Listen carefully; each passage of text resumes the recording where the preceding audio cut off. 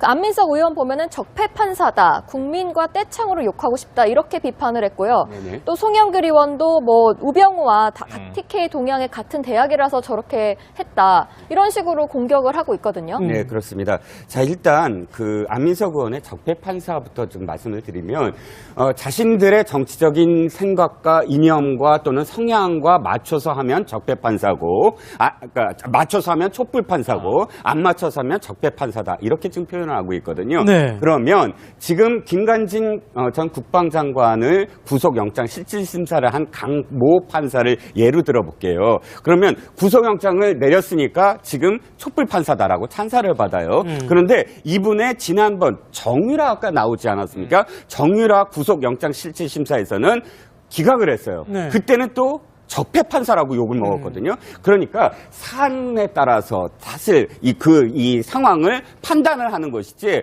이럴 때는 적폐 판사고 이럴 때는 촛불 판사고 이렇게 지금 판단을 하는 것이거든요. 네. 하나만 더 말씀드리면 송영길 의원이 지금 여러 가지 얘기를 했어요. 같은 뭐 그 대학 뭐 이렇게 얘기했는데 마지막 부분 같은 성향에 대해서 말씀하셨는데, 언제부터 입법부의 의원들이 사법부의 판사들의 성향을 다 일일이 그렇게 검증을 하셨죠? 네. 성향을 어떻게 검증하셨는지 제가 이해가 안 가는 게, 하나만 예를 들어드릴게요.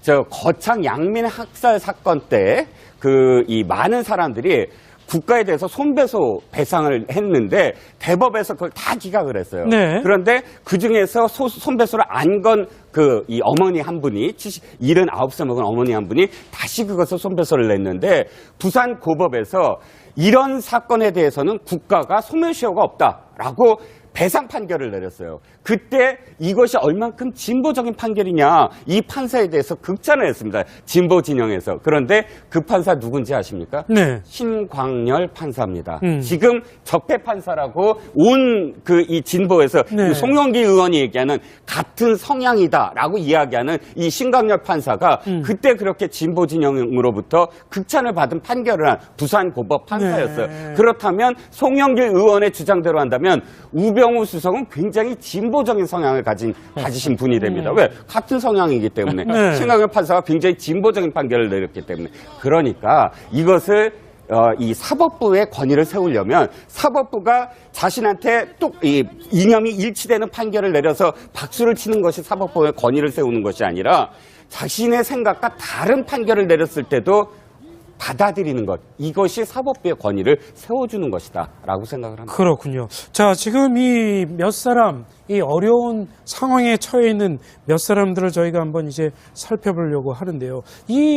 그게 문제 아니겠습니까? 그러니까 정치적인 성향과 네. 같은 판결이냐 다른 판결이냐, 네. 그거에 따라서 보는 관점이 달라진다. 이거는 좀 문제 아니겠습니까? 좀 일관적인 그런 주장이 나와야죠. 그러니까 이런 얘기예요. 지금 말씀하신 것처럼 기본적으로 판사의 판단에 대해서 판사의 개인적인 어떤 뭐 배경이든 관계든 이런 걸 가지고 얘기하는 것은 저는 바람직하지 않다고 봅니다. 또 판사가 재판을 해서 판결을 내린 것에 대해서 무슨 그게 정치적으로 뭐 어떠냐, 이런 영향을 받았냐, 이런 얘기를 하는 것은 상당히 삼가해야 될 부분이라고 저는 생각을 하고요.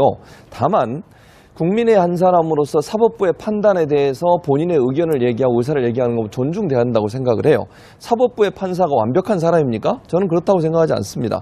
판사도 얼마든지 오류를 범할 수 있고 판사도 잘못된 판결을 할 수 있죠.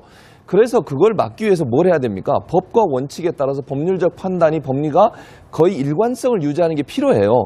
지금의 상황, 신광열 판사가 지금 했던 구속 적부심 같은 경우에 백성훈 변호사도 얘기했지만 일관성이 없는 거잖아요. 지금 법원의 판단이 180도 달라졌어요. 그러면 국민들은 의심을 할 수밖에 없는 거죠. 왜 이런 판단이 나왔을까? 그럼 법원이 예를 들어서 원칙을 갖고 했고 어떤 룰을 가지고 했다고 하면 이런 판결이 나오는 건 이상하지 않습니까? 한 판사는 이게 분명히 구속에 이유가 있다고 해서 판결을 내렸는데 그 적부심에 가서 그걸 뒤집어고, 그게 또 그 사이에 두 분이 말씀하셨지만 변화나 특별한 어떤 사유의 변화가 없음에도 불구하고 그걸 완전히 뒤집어서 첫 번째 판사의 판결을 뒤집어 엎어놓으면, 그럼 누가 사법부의 판단을 존중할 수 있겠습니까? 이 판사, A라는 판사는 이렇게 판단하고 B라는 판사는 저렇게 판단하면 국민 입장에서 재판을 받으면서 내가 공정한 재판을 받고 있다고 누가 안심할 수 있겠습니까? 그럼 판사의 개인적인 어떤 성향이나 판결 때문에 내가 불리한 어떤 판결을 받을 수도 있고 어찌 보면 또 좋은 판결을 받을 수도 있고, 이런 오해를 불러일으킬 수 있다는 점에서 문제를 제기하는 것이고요. 네. 그래서 판사 개개인의 어떤 문제를 가지고 문제를 삼으면 안 되지만 판사가 판결하는 문제가 100% 완벽할 수 없기 때문에 거기에 대해서 국민의 한 사람으로서 문제를 제기하는 것은 판사들도 귀담아 들을 필요는 있다는 생각은 듭니다. 정유라 아까 나오지 않았습니까? 정유라 구속영장실질심사에서는 기각을 했어요. 네. 그때는 또 적폐 판사라고 욕을 먹었거든요. 그러니까 사안에 따라서 사실 이 상황을 판단을 하는 것이지, 이럴 때는 적폐 판사고 이럴 때는 촛불 판사고 이렇게 지금 판단을 하는 것이거든요. 네. 하나만 더 말씀드리면 송영길 의원이 지금 여러 가지 얘기를 했어요. 같은 뭐 그 대학 뭐 이렇게 얘기했는데 마지막 부분 같은 성향에 대해서 말씀하셨는데, 언제부터 입법부의 의원들이 사법부의 판사들의 성향을 다 일일이 그렇게 검증을 하셨죠? 네. 성향을 어떻게 검증하셨는지 제가 이해가 안 가는 게, 하나만 예를 들어드릴게요.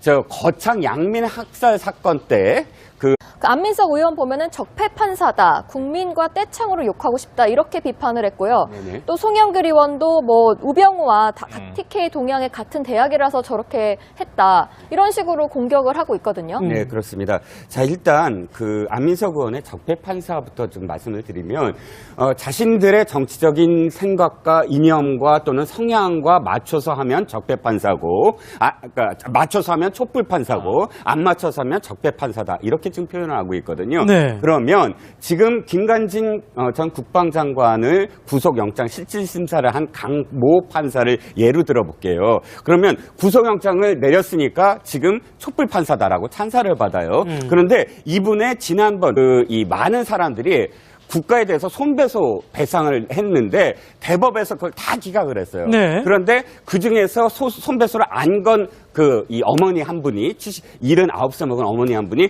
다시 그것을 손배소를 냈는데, 부산 고법에서 이런 사건에 대해서는 국가가 소멸시효가 없다라고 배상 판결을 내렸어요. 그때 이것이 얼만큼 진보적인 판결이냐, 이 판사에 대해서 극찬을 했습니다. 진보 진영에서. 그런데 그 판사 누군지 아십니까? 네. 신광열 판사입니다. 지금 적폐 판사라고 온 이 진보에서 네. 송영길 의원이 얘기하는 같은 성향이다라고 이야기하는 이 신광열 판사가 그때 그렇게 진보 진영으로부터 극찬을 받은 판결을 한 부산 고법 판사였어요. 네. 그렇다면 송영길 의원의 주장대로 한다면 우병우 수석은 굉장히 진보적인 성향을 가지신 분이 됩니다. 왜? 같은 성향이기 때문에. 네. 신광열 판사가 굉장히 진보적인 판결을 내렸기 때문에.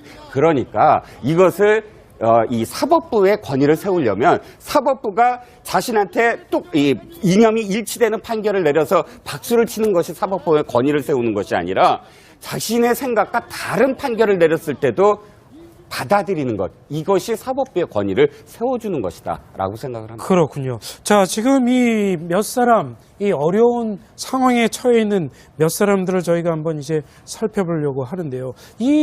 그게 문제 아니겠습니까? 그러니까 정치적인 성향과 네. 같은 판결이냐 다른 판결이냐, 네. 그거에 따라서 보는 관점이 달라진다. 이거는 좀 문제 아니겠습니까? 좀 일관적인 그런 주장이 나와야죠. 그러니까 이런 얘기예요. 지금 말씀하신 것처럼 기본적으로 판사의 판단에 대해서 판사의 개인적인 어떤 뭐 배경이든 관계든 이런 걸 가지고 얘기하는 것은 저는 바람직하지 않다고 봅니다. 또 판사가 재판을 해서 판결을 내린 것에 대해서 무슨 그게 정치적으로 뭐 어떠냐, 이런 영향을 받았냐, 이런 얘기를 하는 것은 상당히 삼가해야 될 부분이라고 저는 생각을 하고요. 다만 국민의 한 사람으로서 사법부의 판단에 대해서 본인의 의견을 얘기하고 의사를 얘기하는 건 존중돼야 한다고 생각을 해요. 사법부의 판사가 완벽한 사람입니까? 저는 그렇다고 생각하지 않습니다. 판사도 얼마든지 오류를 범할 수 있고 판사도 잘못된 판결을 할 수 있죠.